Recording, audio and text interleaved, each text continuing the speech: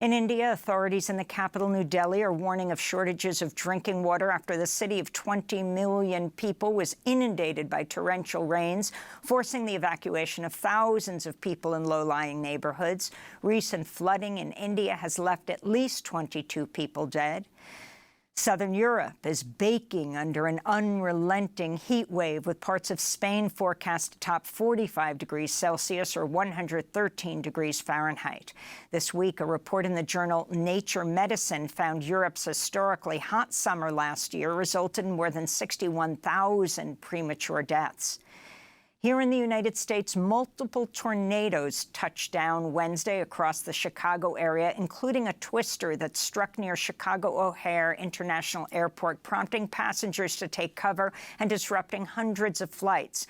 More than 112 million people across the U.S. were under heat alerts Wednesday, with more blistering heat in the forecast through the weekend. This is meteorologist Tom Frieders of the National Weather Service. We're looking at potential daily records for high temperatures being broken from California to the west through Arizona, all the way into West Texas. Meanwhile, Vermont, which has suffered from major flooding, is expecting major rainfall this weekend.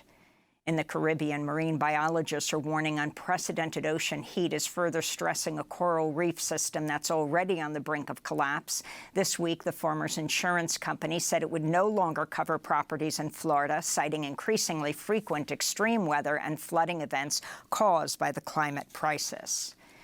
Colombian officials said Wednesday deforestation in Colombia's Amazon rainforest dropped by 26% last year as the government worked with former rebels to protect the environment. This follows the release of new figures showing deforestation in the Brazilian Amazon fell by 1/3 in the first half of 2023.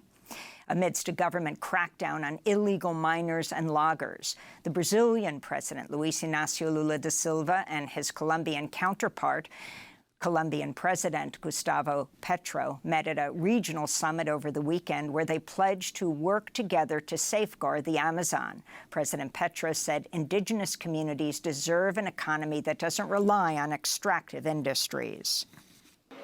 The northern people wiped out the forests and killed the indigenous people. Is that development? Do we have to do the same? Or is there an entirely different perspective opening up? There is another kind of development that has to do with not cutting down the tree.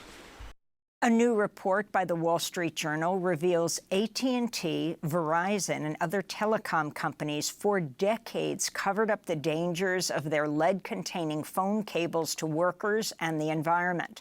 But the companies failed to take action to mitigate or monitor the risk posed by sprawling networks of cables, despite internal reports showing dangerously high levels of lead found in the blood of workers. At least 2,000, though likely many more, lead-covered cables remain underwater in soil and in overhead poles throughout the United States. In related news, the EPA is proposing stricter limits on lead dust from homes and child care facilities built before 1978, as an official asserted there's no safe level of lead.